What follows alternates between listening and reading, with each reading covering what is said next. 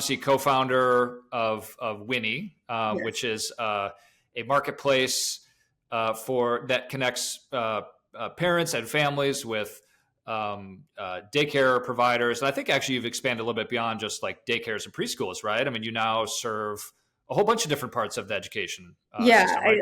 Our kind of, we got started now almost 10 years ago with daycare and preschool, but have since expanded into things like aftercare and camps and now K-12 schools. So I can definitely talk about that. But yeah, we're kind of known for being a marketplace for finding daycare and preschool. Mm-hmm. Yeah, awesome. And I want to actually take a little bit of a step back also and kind of get into your background a little bit. So your background, before that, before you launched Winnie, has always kind of been in tech, and you've had a bunch of different stops in tech. I saw stints at Google, Twitter, I think Postmates, so just looking at some of the companies you've worked for. Was tech always what you wanted to be in? I mean, obviously that's, I think, what you studied in undergrad when you were younger, but was tech always kind of where you knew you were going to land? No, I would say like I didn't really know. I went to MIT and I actually started out as a math major because I always liked math. But at MIT, like the cool thing to major in was computer science at the time. Mm-hmm. So I was kind of peer pressured into computer science. And then kind of from there, I remember like Google came one day to recruit on our campus. And I was like, oh, this sounds cool. California, it'll be nice and hot. I was freezing in Boston. Mm-hmm. And so I applied. I didn't realize San Francisco was actually freezing cold. But got a job at Google, and that kind of started my career in tech, which was not really a world I knew a lot about. Mm-hmm. And definitely didn't know like that was a job that I wanted to do. Yeah. But yeah, been out in San Francisco ever since and working in tech ever since. So I guess it was what I wanted to do. Yeah. I mean, you obviously had an interest in math and numbers and probably somewhat of a sort of engineering kind of a brain. What was it that you were drawn to when you first started out? Because I mean, I could wrap my head around going, oh, Google, West Coast, that would be a fun way to start my career. But like, what was it, do you think, that kind of got you to stay and stick around?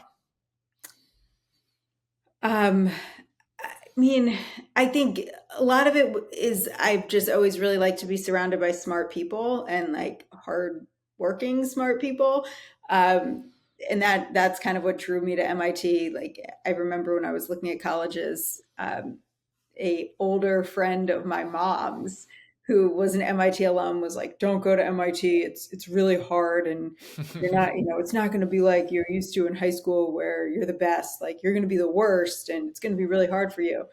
And I remember like my mom was so worried after that conversation. She was like, no, he's just sexist. He was thinking that you're, a young girl, you're not going to do well at MIT. And I was like, no, Mom, like, I'm so motivated after that conversation because that's what I want. I want to be around people that are smarter than me and I want to feel dumb.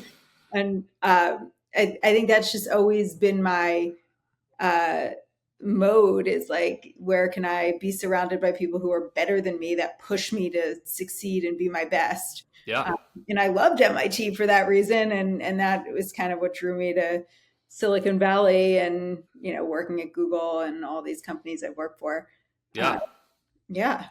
Yeah. I mean, that saying, if you're the smartest person in the room, you're in the wrong room. Like there's a lot of, a lot of truth to that for a lot of people that just being in the right room at the right company, at the right team, whatever that looks like is obviously very attractive to a lot of people. Did you have a lot, like any of the entrepreneurial kind of itch in those earlier years, or is that something that came much later? That's like another thing. Like I feel like I was never a person who wanted to I never had like the lemonade stand and the business on the side. Like that was never my thing. I was always like really good at school, wanted to succeed and learn, but I never was like, I don't want to follow the traditional path or I want to start my own thing. Like that never from a young age was my the way I thought about things. Yeah.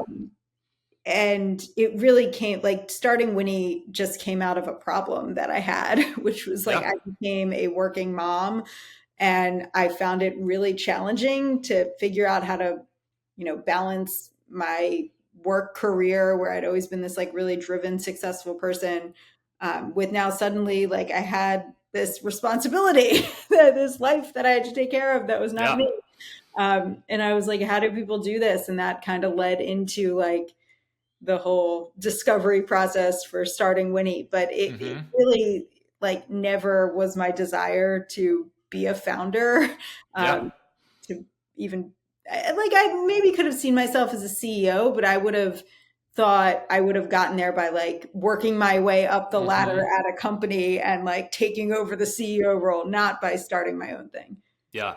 Yeah. And I actually find that much more interesting than talking with people who are like, oh, I've always been entrepreneurial and I've always been exploring ideas and I've had 100, 200 just silly business ideas that never went anywhere that I just thought about. And then eventually that, that energy kind of leads you in the right path after, probably failing a whole bunch. And that, I would say that's probably more common, but Yeah. your path was a little bit different because and I actually want to dig into this a little bit. So you were a working mom, and you saw what was the specific problem that you saw? Because I'm guessing, I have two young kids, and I was working. I was sort of independent and doing marketing, consulting work, and so I was doing that when our kids were born. But I definitely had that feeling of like of oh man, they just like you have your first kid and then they just like send you home from the hospital and it's like go figure it out. And there's Yeah. there's not really a lot of direction. And if you don't have a bunch of people you can lean on and ask, for advice, it's a lot of just kind of flailing around and just figuring it out. And that's probably how most people do it. But Yeah. was there a specific moment that you said, hey, this is a problem, someone needs to go create a solution? Yeah, and I didn't know what the solution was in the beginning, but I knew what the problem was. And it's going to sound kind of obvious in retrospect, but at the time, I think it was actually kind of like not really believed, which is women and specifically women dropping out of the workforce. And I'm hooked up with my co-founder who was also working at Postmates at the time. And she had two young kids and she had dropped out of the workforce. Like she had just re-entered the workforce, Mm, after a period of dropping out. And I was kind of talking to her and I was like, how do people do this? Like, it seems like it's impossible. Like some parent can't work or can't work at the same level they were working before. yeah. And she was like, yeah, pretty much. And I was like, well, that's not right. And we had like a very challenging job at the time, like Postmates. It was a delivery startup. Now it's part of Uber. But at the time, it was its own startup. It was really grueling, any startup is, but specifically in like the delivery operations space, Hmm. our most demanding times were nights and weekends. Yeah. And that's when everything would break. And if you were launching a new feature, that's when you'd need to roll it out and test it. And I was the head of Hmm. product. And I was just like, well, this is impossible. Like, I have to work my regular workday and then nights and weekends Yeah. I have to work too. Um, so it was like it really exacerbated the problem, and I was like, "There's no way I can't do this." Yeah. And that's really like the kind of insight we had is that like it's predominantly women who are feeling this and dropping out of the workforce. And not to say it should be like we'd love it if men dropped out of the workforce, not women, Yeah. but we were like we want to solve this problem. We want to make it so that women don't feel like they need to drop out or take a step back from the workforce. And it was actually then a long windy path to figuring out that like childcare was the solution. Hmm. Unfortunately, we worked on some things that didn't have product market fit first. Yeah. But it was essentially that. And then during COVID, I think it just became so well understood that it was predominantly women that drop out of the workforce when childcare is hard to come by, that it was like, but at the time when we were pitching this and we were like, we want to build this so that women don't drop out of the workforce, Mm-hmm. It was shocking, like how many people were like, why are you saying that? It could be anyone. It could be men. It's the same burden shared across both. And we were like, Yeah. well, not really. We have the Yeah. data to show it's predominantly women that are dropping out of the workforce or taking a step back in their career. Yeah. Um, anyway, now I think more people understand that it indeed is predominantly women. But again, like that's not the solution we want. We don't want the solution to be men drop out of the workforce. We want the solution to be that there's actually something that makes it so that you don't have to drop out of the workforce with Yeah. children. Yeah. Well, I'm curious, not to go too far in the weeds of like some of those other iterations that you said where you kind of knew the problem and were sort of arriving, at a solution or just coming at it at different angles. Maybe do you remember, are some of those memorable that you explored? I'm sure some of them were probably Yeah. like kind of quick, right? That you realize, hey, that might not be the solution.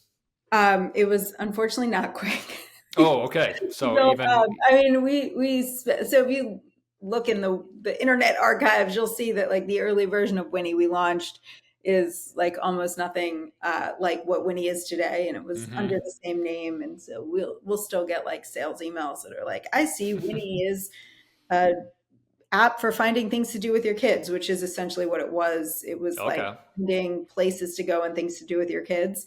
Yeah. And that didn't solve the problem we were trying to solve, and it also didn't have any product market fit. I mean, it was Yeah. like a fun idea and people didn't hate it, Yeah. but it also wasn't really filling a strong need in the market. Yeah. And so it took us time to, I think, because the solution was so obvious, and the product idea is so basic and obvious, Mm-hmm. like it's a childcare marketplace. Yeah. It didn't feel like that could be the solution.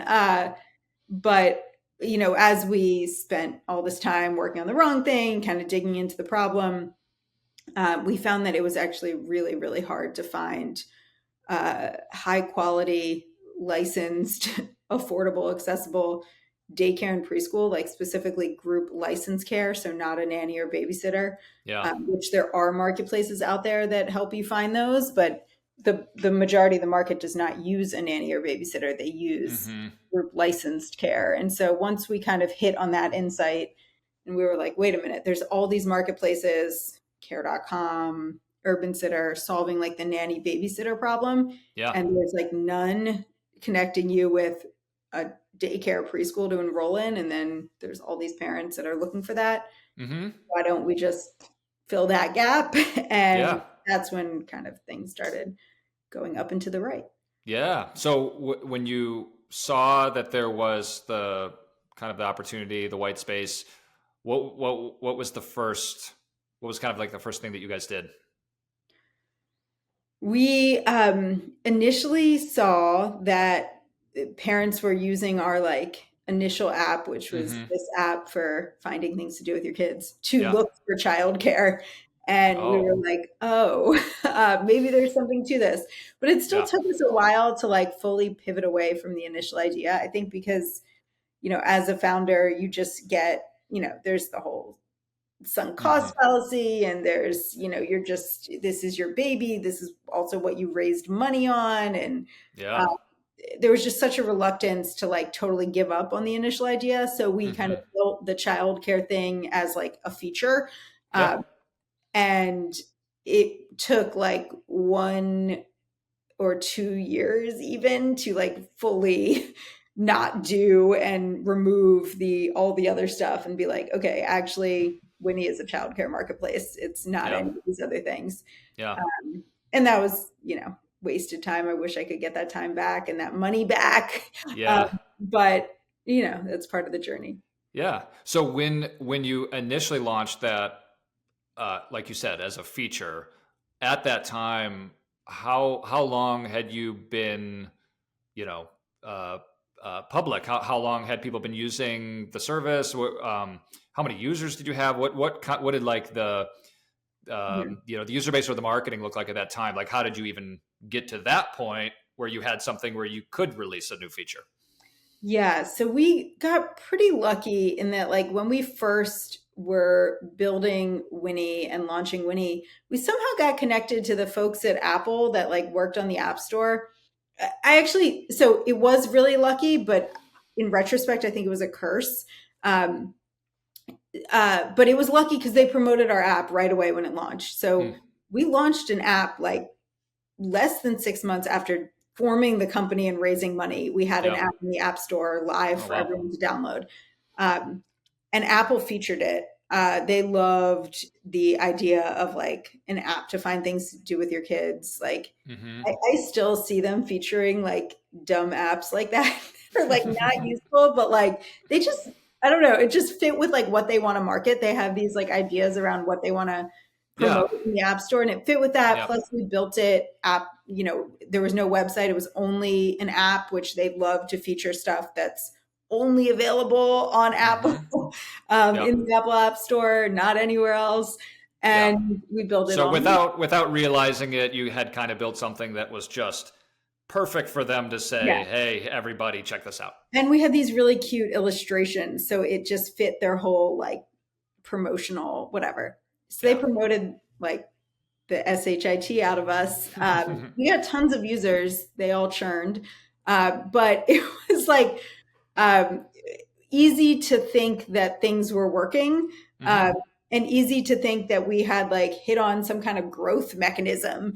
Um, and so anyway, we had kind of users from that. I think we just got a lot of press in the beginning because we were building something for parents, which no one else was doing at the time. This was 10 years ago. Hmm. Um, it was just like millennials were becoming parents. It was just in vogue, and um, it was a cool idea, and Yeah. Apple was promoting it. So we had lots of people trying out Winnie and using it and having heard of it. Um, but that wasn't resulting in like long-term engaged users. Yeah. So we did have, users to test features on and see how things were working. Gotcha. So not a ton of struggles in those like very early months of figuring out how do we get people to like even know that it exists or to see it or use it. So there wasn't probably a lot of your time or energy spent on, you know, marketing or the branding or figuring out who the ideal customer is. Like all that probably was pretty obvious. Like, hey, it's a very simple solution to a problem for a very specific audience, and users just kind of found it. Um, when you started realizing probably that, hey, it's a lot of churn and a lot of people using it and not a lot of like opportunity to really grow this the way that you wanted to.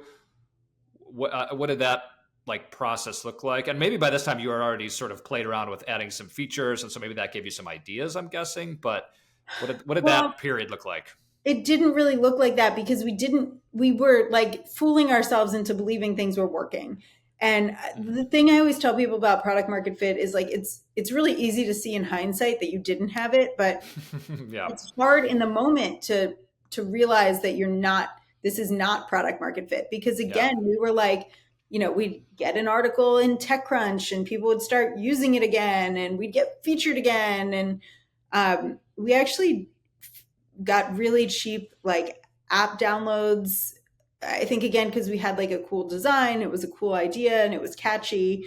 But and so we were just like, okay, maybe we're not acquiring the right users, or maybe we need this feature to make them more sticky, or we need to build a community so they come back. And so it was kind of not, we didn't come to the realization that this thing wasn't working. Now, in retrospect, one thing we could have easily done is like try to make money earlier. We didn't monetize. And so like we Mm. could just say like, oh, okay, actually we should look at this metric. No, this one. No, this one. This one's growing. This is probably a good one to look at. If we were trying to run a real business at the time, there would be no fooling ourselves. We're either making money and growing or we're not. Yeah. There's one metric and it's revenue. And then like whether you can stay in business, profitability. Yeah. So maybe there's two that matter when you're building a business. Now there's no fooling anyone. Like if revenue and revenue isn't growing, then we're not growing. And if we're not profitable, then we can't stay in business. And so we Yeah. only like need to really look at those two metrics at the end of the day. Yeah. But we were building this free app and we were like, let's not care about monetization. And so it was easy to kind of look the other way when a certain metric wouldn't be favorable. Yeah.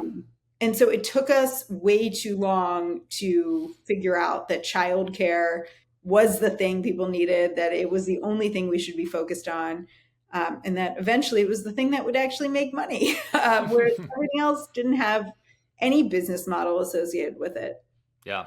Now, in hindsight, do you think you look back and say, okay, we didn't have the product market fit, we didn't have the exact right solution to the problem, but perhaps maybe a little bit along the way, you were building a brand that like was kind of clearly serving the right audience, clearly trying to solve the problem, and it was just maybe some tinkering of the product to like have that be the thing that like clicks into place with the brand. That's my takeaway from just like how you're talking about it. Did you feel that at the time? We built a brand, but not a product. We didn't have a great product.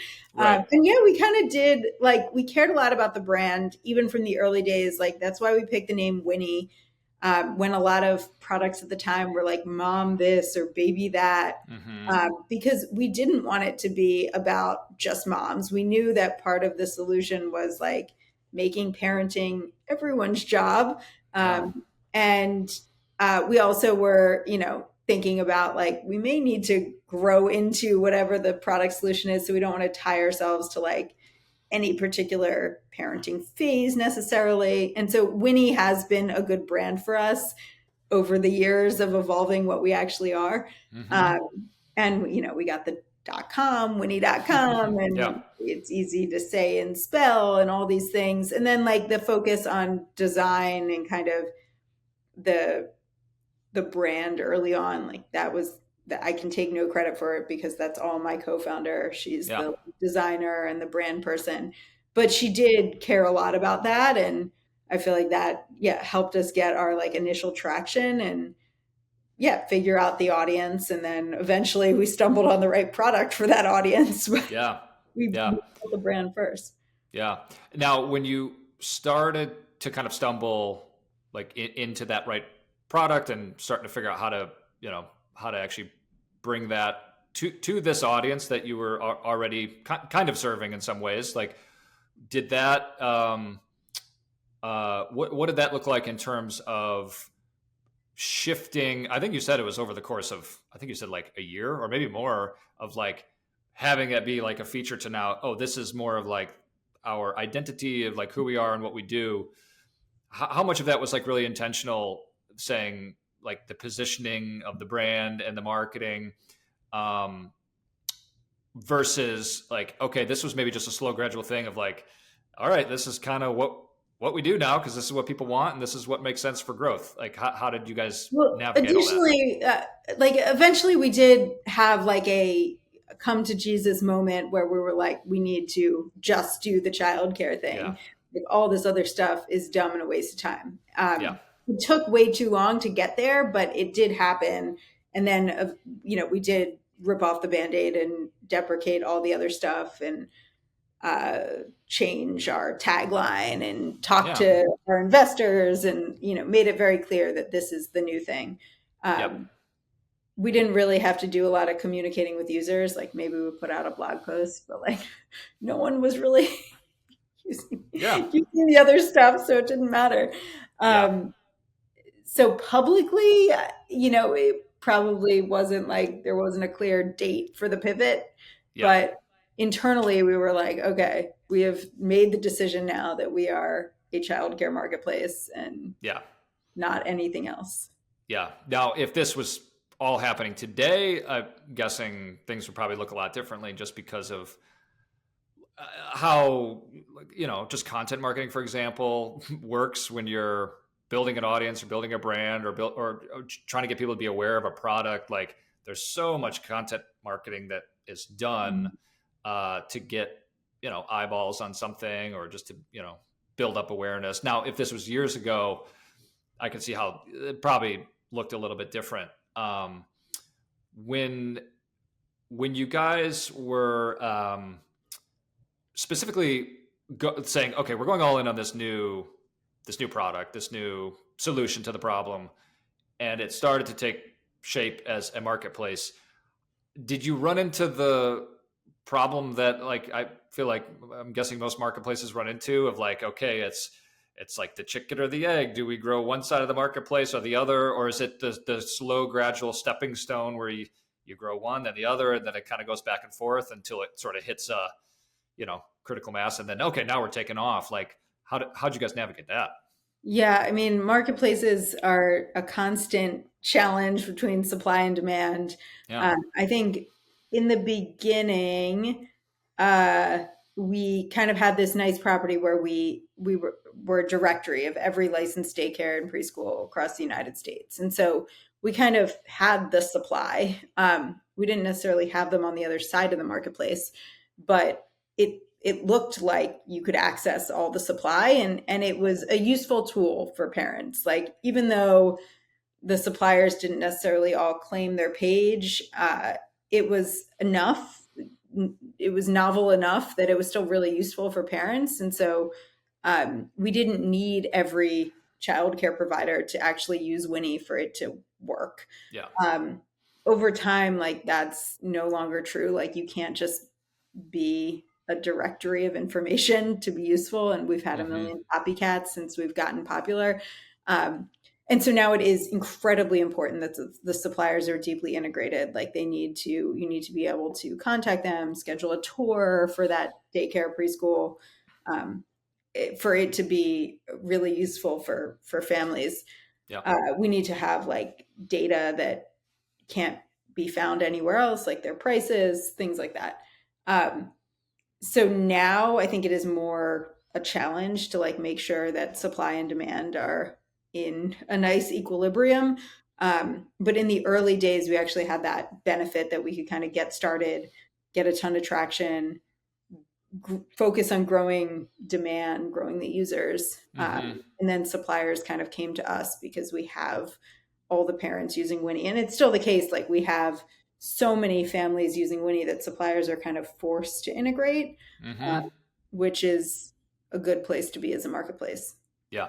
So the value prop for the families is you have one sort of central place you can go and get a bunch of really good, like, not a directory, but like more than that, like really good information about providers, ways to contact them, I'm sure much, much more. And then on the provider side, the value prop was that it was where the families were, and it was, you kind of have to be on it. I mean, you kind of have to be, yeah. Perspective, like, we still get this question today when we sell to, like, daycares and preschools. They're like, no, I have a website. I don't need to like promote myself on Winnie. I don't need to be on Winnie. And we're like, well, you kind of do, because parents are comparing all their options on Winnie. They don't want to go to everyone's website if it's not relevant to them. They may check out your website once they've established like their top 5 choices. Then they want to learn more and dig deeper. But before that, they want to see everything side by side. They, for some parents, price is what matters. For others, it's, I only want places with a Montessori curriculum. And so, like, you need to have your information updated on Winnie for parents to even know that you're one of the 5 they want to go deeper with.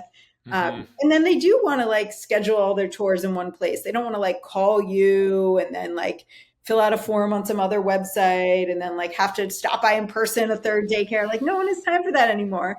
And so they really do want to interact with their 5 choices in one way. They want to see where they are in the funnel for each of those choices. And so I think there's, a lot of childcare providers get that now, but there's still a lot of like old school providers that are like, no, I have my way of doing business. And I'm like, well, that's great. But like, if you're not doing what parents are looking for, you're going to lose out on a lot of families. Yeah.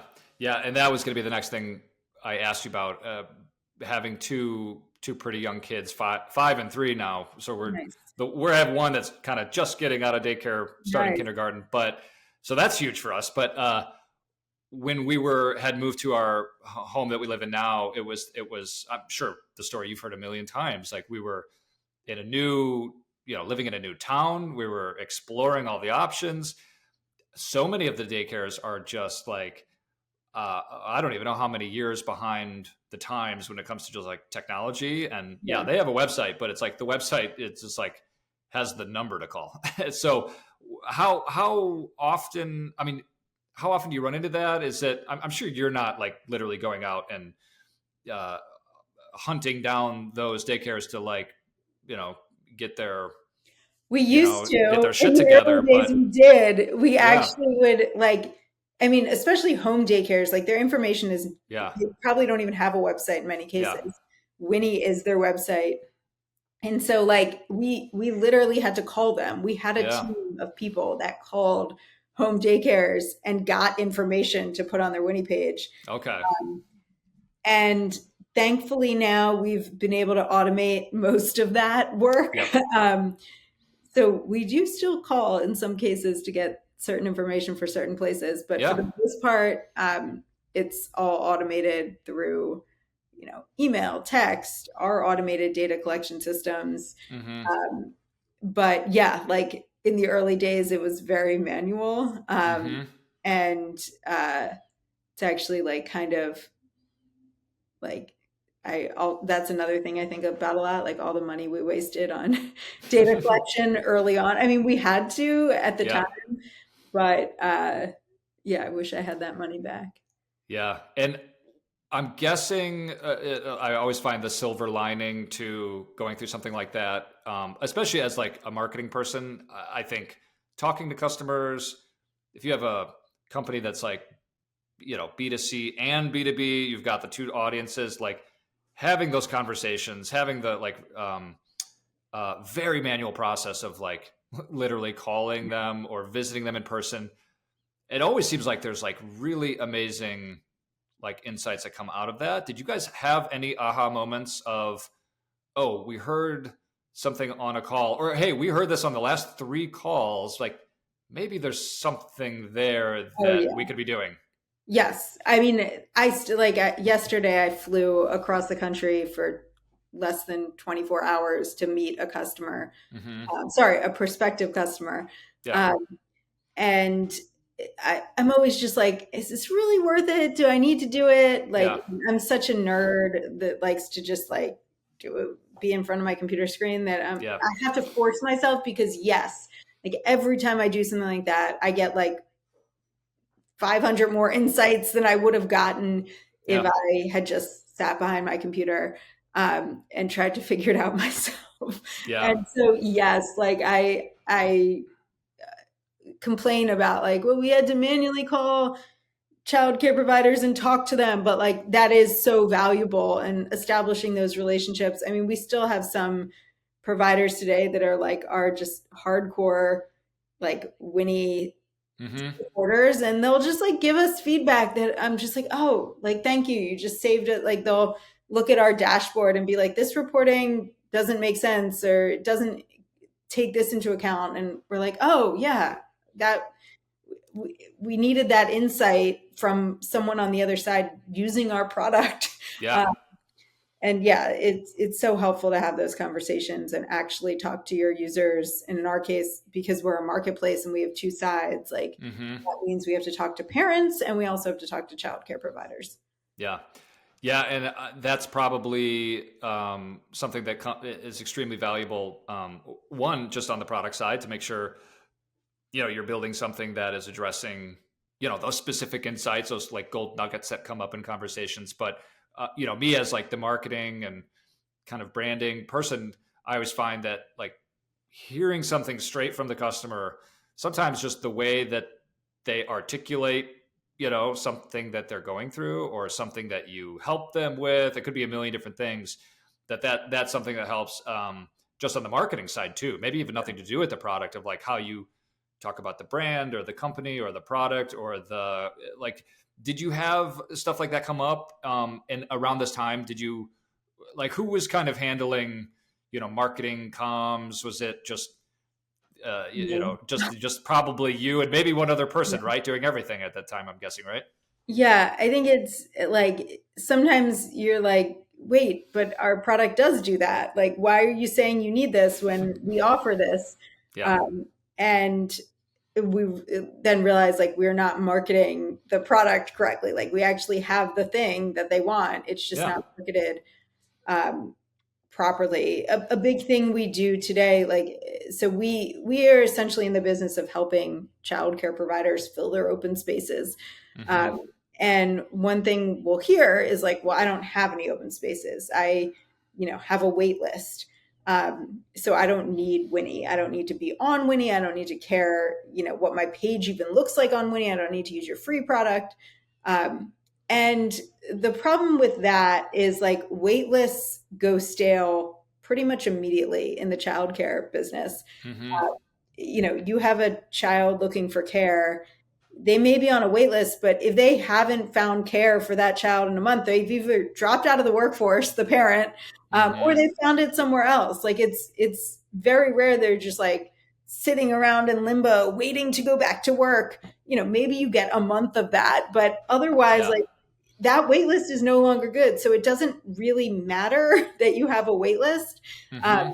What matters is that you constantly have new families inquiring. And so, we kind of dig into that with, our customers that we talk to. And we're like, well, how fresh is that wait list? Like, can we Mm-hmm. talk about the freshness? Like, it doesn't matter if it's 500 names you've collected over time. And sometimes then we get into like, oh, well, I don't actually have preschoolers. I just have infants. And like, Yeah. oh, well, we actually can help you with getting those specific enrollments that you're looking for to fill those specific spaces. Yeah. And so like, yeah, it is a lot of like how you're positioning what you actually do. Mm-hmm. And then like hearing the language they use back and making sure that you're kind of marketing your thing to like address those objections. Like we Yeah. know now that every number one objection will be, I don't need your thing. I have a wait list. And then so Yeah. we have to kind of take into account like now we don't really talk about fill open spaces. We talk about like, well, do you need preschoolers? Mm-hmm. Yeah. You have a fresh wait list, not do you have a wait list? Yeah. Things like that. Yeah. And I, just speaking from experience, I always found with a daycare that we were at kind of briefly and didn't really work out for a bunch of reasons, but I always got the impression that they had, like you said, no problem with a wait list. There was always a wait list. They always talked about how long the wait list was, but what they did with the wait list when a spot opened up, there was never like, it just seemed like chaos because of shuffling the different ages and rooms and teachers. And, by law there, the number of kids in each room. And does the platform, do you help them navigate any of that stuff? Well, Or that's is the it, other thing I learned since being in the industry is like, with the exception of maybe like a couple daycares that really have a great process and great technology. yeah, The quote wait list, it's just like a collection of emails in no particular order that are like right. getting, maybe marketing materials, maybe if Yeah. they've set up a CRM to market to them. But there's like, if you're a parent and you want to send your child to a particular daycare or preschool, and you actually just call them like every week to check in, Mm-hmm. you are going to get your child into daycare or preschool because it's just like there's no system. And so yes, that was the other thing is like they may say they have a long wait list, but they actually don't because it's just they have a big collection of emails sitting somewhere in some system. They Yeah. don't have a list. Like it's not like a queue to get a reservation at a restaurant. There's no order to that. Yeah. So that it's like, yeah, you kind of have to take what feedback you're getting and then realize what it really means, which sometimes is hard. Yeah.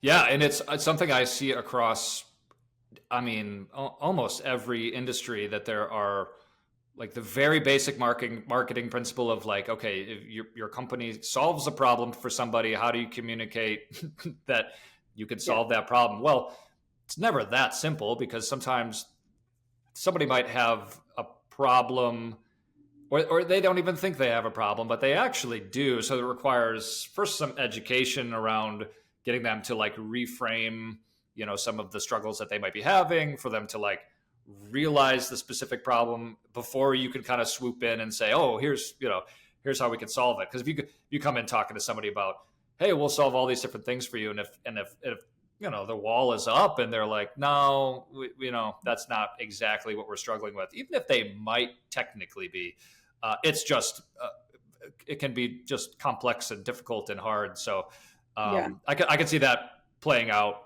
for sure based on everything that you're describing. Yeah, it's a lot of like listening first. Yeah. Yeah.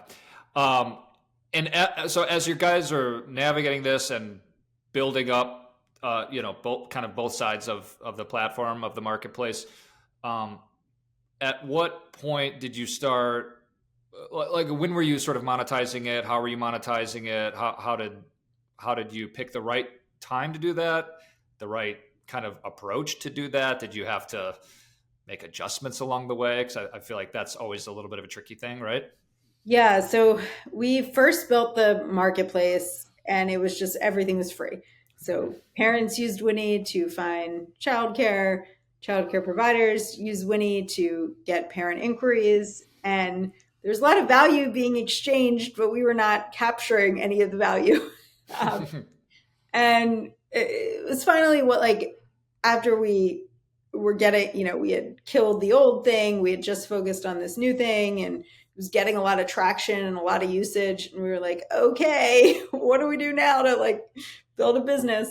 And so we were like, I remember my co-founder bought this book of like, it was like different business models. Literally like, how do we monetize this thing? Yeah. And so we just started testing stuff. And it was like, first we started charging parents a thing, and that didn't work. And then we looked into how to charge childcare providers. And it was like, actually took one of our customers coming to us and saying like, you are sending me a lot of families. We want to formalize this relationship. And I remember this like conversation well, because I was at my parents' house in Philadelphia, and I was like in the middle of a family vacation or something. I'd like lock myself in some weird room that they have. And I was like, it was a phone call. And I was like, okay, how should we formalize it? Because this was like a big enterprise that operates lots of daycares across the country. And they like suggested a thing, which in retrospect was like far too low of a payment. But at the time I was like, oh my God, this is so much money. This could like pay my salary. Yeah. It was also far too low at the time. And so I was like, sure, that sounds amazing. So we started with that arrangement, and that's when we like kind of took it to we were like, well, if they're willing to do this, we should go to these other folks who are we're delivering a lot of value to. We kind of gradually changed the price, raised it over time until we kind of hit the breaking point. And that's kind of how we found our business model. So we charge daycares and preschools. Parents are completely free users of Winnie. There's no way for a parent to give us money today. They use Winnie completely for free. We make our money from the businesses, the daycares and preschools.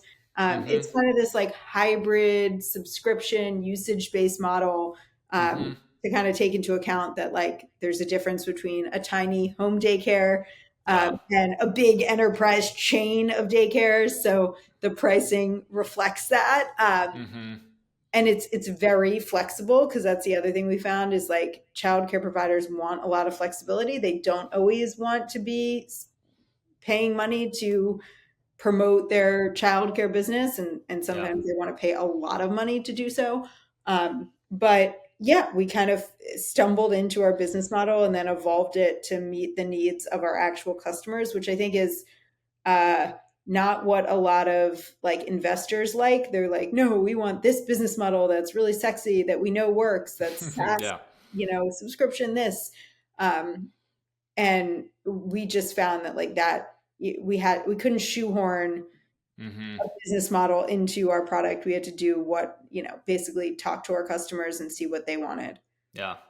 Yeah. And so that one sort of enterprise customer sort of came to you with the idea of like, hey, this arrangement might work. And it's like, okay, great. That turned into the model and you made adjustments around like what year was that happening? It was pre-COVID, I know that much. And we were making some money pre-COVID, and that's actually when we raised like our Series A funding round. Mm-hmm. But it wasn't a lot of money, and Mm-hmm. things really started, gearing up in the COVID and post-COVID world. Mm-hmm. Where also I think COVID, I don't know if our business would be here today if COVID didn't happen, because it moved the childcare providers online at a very fast clip. Yeah. This is like an industry that had not touched technology still. Like they didn't even have websites. Yeah. Even big enterprises like didn't have functioning websites. Yeah. And COVID just changed all of that. It forced everyone to have a website.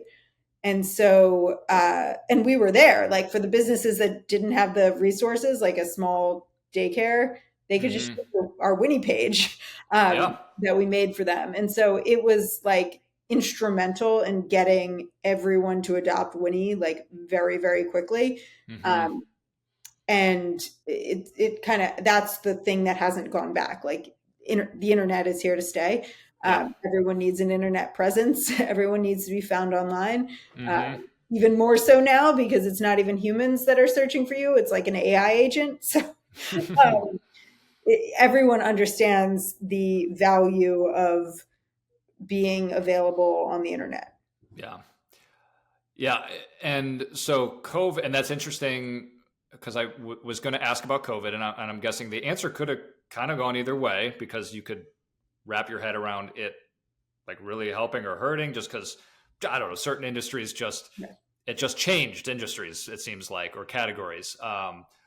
But knowing that that was a little bit of a catalyst to like get the providers a little bit more on board with adopting new tech or new ways of marketing. And you guys were like, hey, we've got this platform built for you.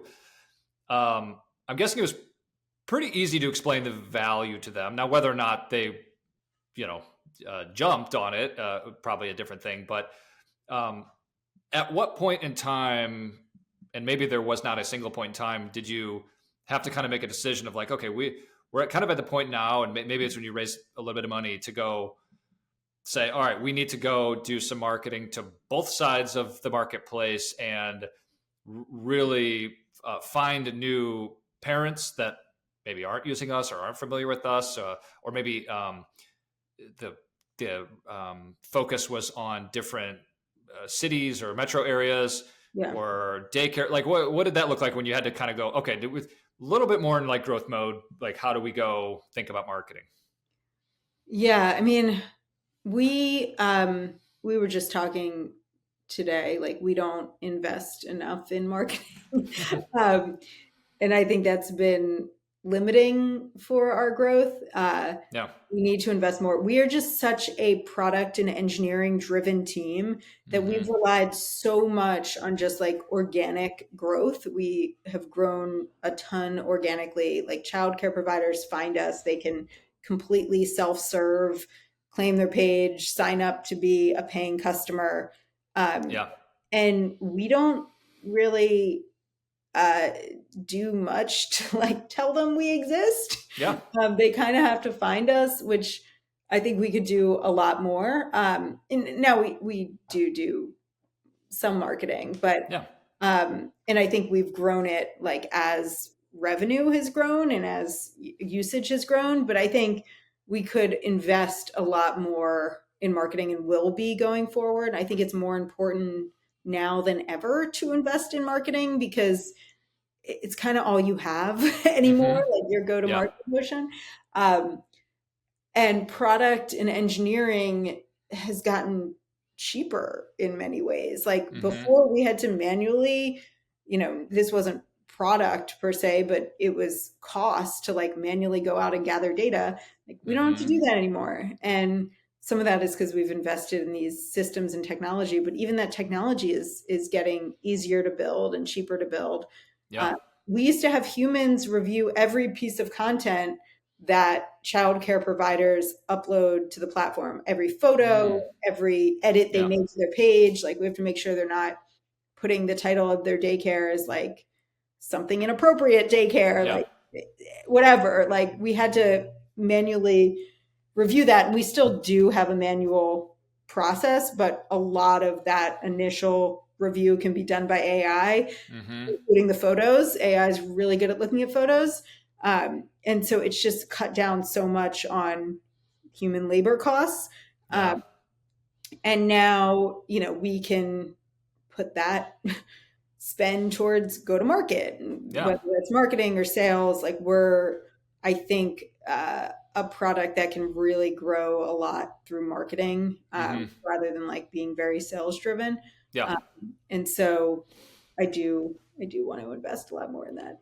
Yeah, yeah, and I talk about this all the time that there's never one clear playbook or path that any company can go, oh yeah, that's the exact playbook we're going to follow. But um, I always talk about this with companies that if right out the gate, if you're just like completely reliant on like the marketing or advertising or even sales, sometimes that can be a tricky like thing to do, because the second you turn that off, things sort of dry up and you have nothing to kind of fall back on. So leading with like really organic growth and awareness and letting the product, people finding the product, and then later like having marketing or sales or whatever advertising, then that's sort of like dumping the fuel on, what is probably already a little bit of a fire, versus the other way around. Like, Yeah. doesn't seem like a bad place to be in, to be able to look at marketing as a way of really fueling growth versus being everything that's propping everything up. Yeah, and I feel like we were, initially when we got started and we built that like wrong product, it was all fluff. There was no substance. It was all Yeah. marketing and brand. And Yeah. then we kind of swung in the other direction. We just like really focused on building the platform and building the thing. We've built so much, Yeah. but now we got to like make sure people know about it and, um, get it out there to the world, especially in this new paradigm where like everything is changing. Yeah.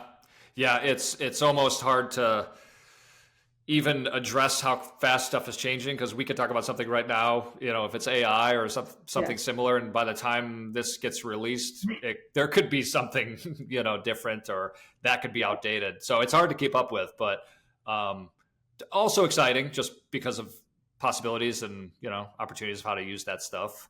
And actually, this might be the answer that you give to this question. But what are some of the things you think about today that just get you really excited about where you're at, what you have planned, kind of the roadmap for, you look out a year, a couple years, whatever it might be. What gets you the most excited about kind of where the company is and where it's going? There's so much. So since we started with daycare and preschool, we have since expanded into things like camps, after school care, and now most recently K-12 schools. And if I would have told myself this, even 5 years ago, I would have been like, why? Like, why K-12 schools? Like, that's not even a thing people look for. And I think that was true, and that is really rapidly evolving. We are seeing that people are indeed making decisions about schools other than their districted local public school, whether that be a free public charter option, which is now becoming more popular in many, many states, or whether it's a private school option, which is also becoming more popular in more states, or homeschool, which was like on the fringes of everything. Like you didn't know anyone who homeschooled Yeah. besides deeply religious families back when I was growing up. Mm-hmm. And now there are tons of families that homeschool for a variety of reasons that have nothing to do with religion, that just have to do with choosing what makes sense for their family. And in fact, there are families now that will homeschool one child and not other children, because Mm-hmm.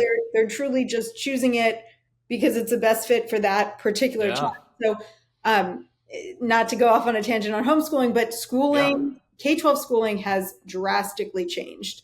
The landscape is changing. I think we will see, even just over the next 5 years, even more drastic changes. I mean, there's a whole uh, big, beautiful bill right now happening that would increase access to private schools, whether Mm-hmm. or not you think that is good. And it is very mixed, what people think about that.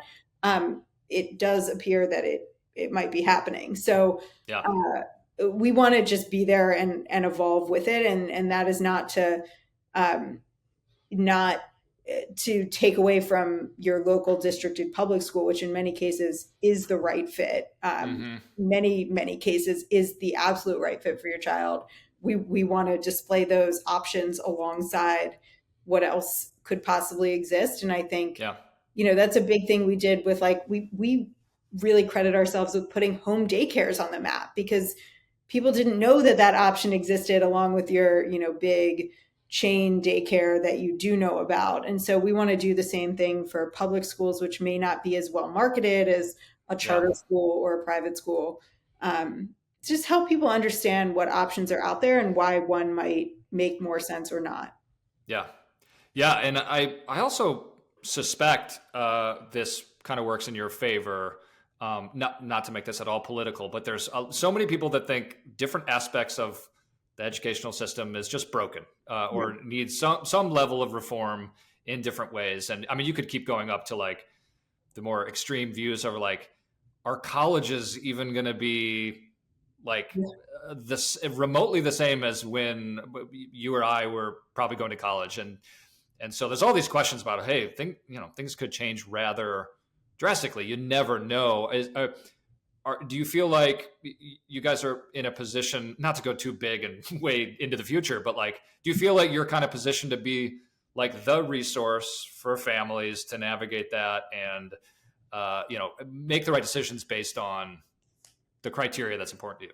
Yeah, I mean, the amazing thing about childcare and education is it's pretty bipartisan, Yeah. in that, like, everyone agrees it needs to be better. I think Yeah. where I hope so, at least. yeah, Yeah. everyone Yeah. agrees it needs improvement. And it's amazing, like, childcare was part of the election platform for both candidates. I think Yeah. where things differ is on the strategies and execution of Right. what needs to change. That's where there's a lot of disagreement. But there is way more interest in childcare and education than there has ever been before in history. Yeah. And that is translating into, like, growth of a platform like Winnie, which is about providing access to information and helping parents make better, more informed decisions on what is available to them. Yeah. And of course, as we put more money into the system, the better that is. Like, if we have more subsidized options for childcare, that means more than 50% of parents of kids ages 0 to 5 can be buyers of childcare, which is what it is today. Only 50% of families access any kind of formal care education before their kids go to kindergarten. So there's a TAM expansion opportunity as more people can Yeah. access it through, funding and subsidies. And there's more interest in government funding and subsidies than there's ever been before, at both the federal level, but also at the state and local level. There's just been way more states that have my state, California, has introduced public pre-K for all 4-year-olds. So that never existed before. And there's lots of big states that are doing similar things. So that just expands the TAM and is Yeah. good. Yeah. No, that's great. And when I started doing this podcast, I sort of like talking with founders across all sorts of different industries, but I always kind of found myself coming back to sort of like FamTech, mission-driven companies that can look at these big, broad opportunity areas of like, industries and solving problems, but always kind of rooted in, the mission and helping families and helping people thrive. So it definitely seems like lots of different, opportunities for you guys to do that. Last question. I don't want to eat up too much of your time here, but just sort of like the generic softball question that people get asked for an entrepreneurial thing. Like, you've had this long, career in tech, and you've had a lot of success in, building a business, ups and downs. What's the advice you'd give to somebody, maybe in a, similar industry, FamTech, working with families, or just tech in general? What's something you could take from your experiences as a little piece of advice? A few things I tell folks, like one, first thing is like, do you want to continue with this company for a long time? And I think it helps if you are working on something you're passionate about. So like, I found a problem that was deeply personal and that I cared a lot about, and that has gotten me through a lot of the hard, difficult moments. So you don't have to work on something that impacts you personally, but it certainly helps when you have that like direct tie-in to why you might care about this thing. And then two, like if you did choose something you do want to work on for a long time, most problems can be solved if you just have enough time to solve it. And so like, I have always just focused a lot on, how do I stay in business? How do I give myself more time to keep solving this problem? And as curveballs have been thrown our way with COVID or other challenges, we're just like, okay, what do we need to do to get through this? And then usually we can figure out the solution to any challenge we're facing. And of course, like, this isn't, for everyone. You don't have to start a company and work on it for 10 years. But if you do want to do that, I would say like, pick something you're passionate about and then make sure you give yourself enough time, because time is usually the answer to any problem you're facing. You just need enough time to solve it. Yeah. Yeah. And I'm sure you can agree, the thing that, or the reason that probably most people don't continue on is that element of time, of feeling like, hey, it's not going fast enough, or it's not, or I feel like I don't have enough time. And then that usually causes everything to get harder and everything to get they've more run daunting. Out of money, or they've run out of passion and inspiration for doing the thing. Yeah. And, there's nothing wrong with shutting down a business and not doing it any longer. That's fine. But if you want to be doing it for a long time, then you have to figure out how to stay passionate and inspired. And then you have to figure out how to fund it for that long haul, and make sure you're either profitable or you have a solution for having enough money in the bank to keep this going for as long as you want to. Yep. All right. Well said, Sara. I appreciate it. Obviously, from our conversation, very interesting, kind of digging into your background and your entire story, and sort of perfectly kind of goes full circle to the advice that you have of like helping other people do the same thing, and being mission driven and passionate. Clearly you have that, and I appreciate the time, and it was great. It was great chatting with you, and hopefully we can stay in touch. Amazing. Thank you so much. All right. Thanks, Sara. Awesome. Bye-bye. Bye.